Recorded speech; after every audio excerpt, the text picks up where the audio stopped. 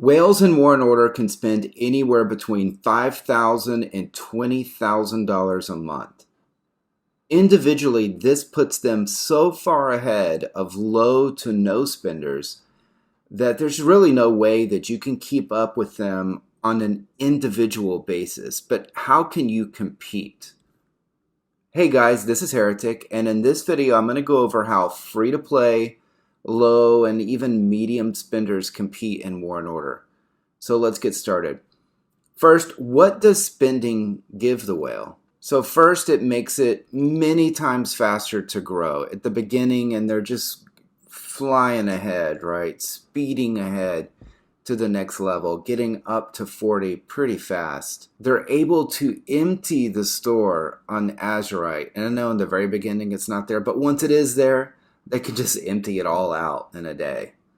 They can get all the artifact fragments, Elder Titan energy, and everything else you need to raise your Elder Titan. They can raise their beast talents. When there's events, they just max it out and they're able to get all of the garden buffs that you can get. They're able to progress really fast where it may take you months or even years to get what they do in a week or two or in a month. Think about this though. For every whale in the game, there are 1,000 or more free players. Without those players, the whales, not only will they just get bored, but they will lose events no matter what they spend, because one person is not going to win Elite Wars. It's just not going to happen. The other big obvious thing that whales have is unlimited speed, both when fighting in your realm, but also in events. They can just get everywhere at once. But how can a free-to-play or a low spender or even a medium spender compete if they can't do it individually? In events, you can do things like you can keep the opponent's whale blocked while you just avoid them. You keep, 5, 10 different blockers, just keep a battle going and they can't get out of it. The only thing that they can do if they remember to do it is to retreat from that battle, but still it slows them down and it gives you enough time to hit their base. And really, that's going to be one of the main ways of beating them. The other way to beat them in events is just to have numbers. If you have a ton of even no spend players or some medium players and low spend players, but you have a ton that show up in your events, you can absolutely beat those whales that way. Now, if you're on the same server as a whale, and this is usually when the problem comes up, you may not even want to compete with them. It might, in the long run, if possible, joining up with them and providing additional numbers for that player's alliance and adding, giving them knowledge and leadership within the events, that is the best thing that you can do. Otherwise, you can do things like just avoid them. You ignore them, you hide your resources and troops like a champ, and just give them nothing. And over time, they'll just get bored of that. War and Order is a very social game more than anything else. If the whale is on your server and isn't a terrible person, like I said, the best thing, again, that you can possibly do is just join up. Eventually, events, will get more and more competitive. And the goal should be 80 plus players in events like Fortress Wars and Elite Wars. More players in an alliance is a lot more exciting anyway. There's things to do, more people to talk to, and all of that. Having that whale on your team, plus having a lot of people, could make you a really dominant force in your world. And it will give you consistently better rewards so that all of the players that aren't whales can actually grow and be strong in a much faster way than they could on their own. And it's a cycle in that way. So if you're competing against the whale, you don't want to join up with them. You're not going to do as well in events overall. It's going to be much more difficult. And you think, oh, well, I'm fighting lower competition. Eventually, you're going to get to higher competition and you're just not going to compete. Also, there's spending events. In those events, your alliance isn't going to do very well, so you're not going to get the max rewards that the other ones would with that whale. So 99% of the time, join up with the whale. They would have to be a really terrible person for you not to just join up with them. But let's say you do have that. Let's say joining isn't possible and you need to fight them on your server. There's some things that you can do temporarily, but it is just temporary. And you can basically just give them some losses and maybe force some changes. Number one, honestly, I'd probably get a spy in their alliance to know when they're on and just when are they not going to be around. And use that time to your advantage. You attack their friends, you attack their farms. You should just be relentless in that time that they're not online. They may trick you, right? Oh, this is just a temporary thing. Another thing that you can do is you can stage defenses so that you may lose the actual battle, but they're going to lose a lot of troops. So what you and your alliance would do, everyone stay under hospital capacity with many people defending, forcing them to take repeatedly heavy losses. But you have to play smart. Let's set this up. So let's say you know when they're going to be offline. So you go in and you attack their farms when they're asleep. At the end, before they wake up, leave your castle or a castle in that farm area like you just fell asleep.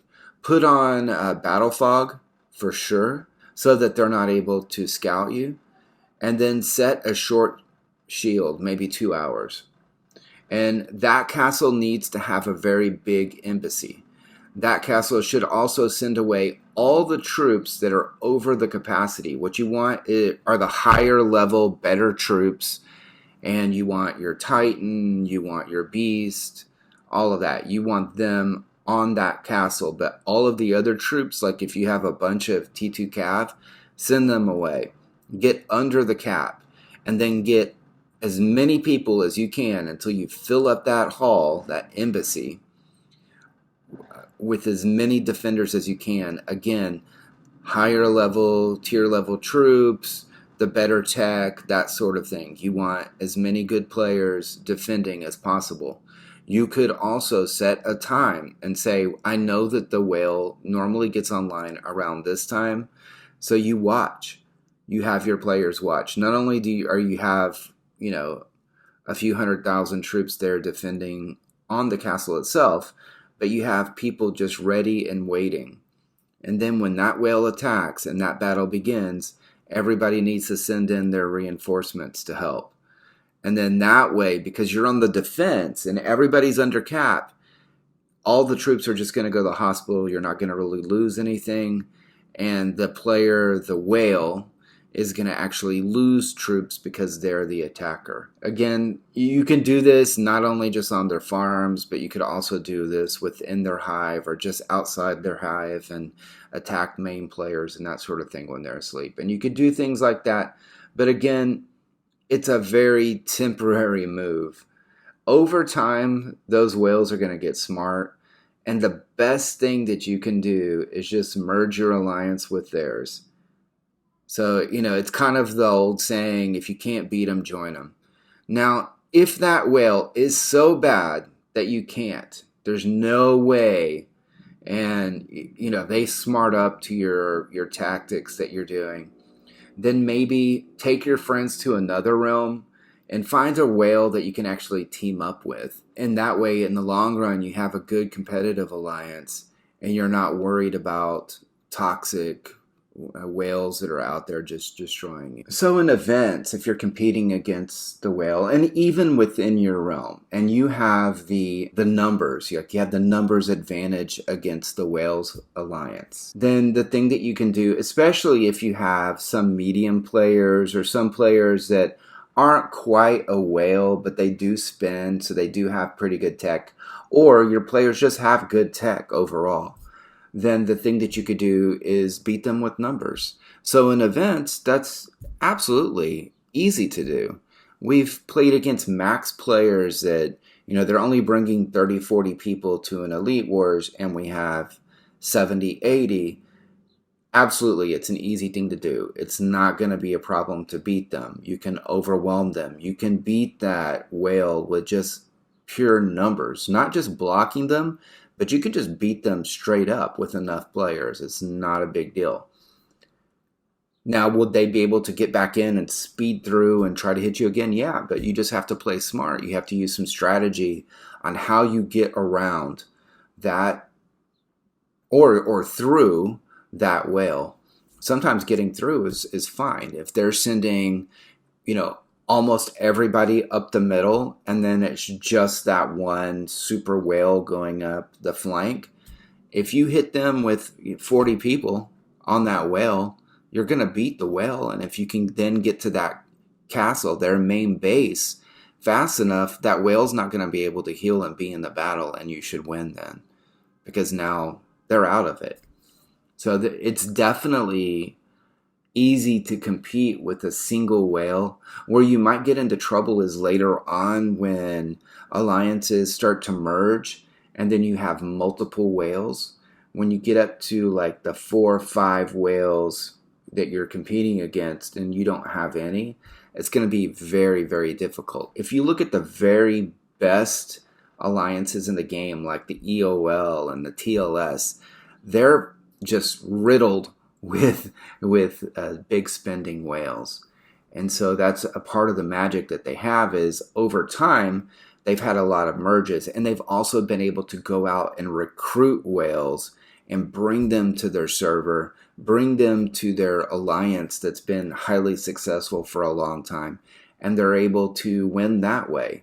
So not only do they take 95 to 100 players to their Elite Wars, but they also have, 10, 15, 20, 30, 40, even 40 whales on their side.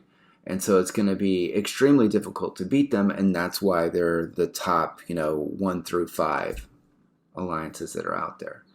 So I hope this helps, and I hope that you realize that you can compete.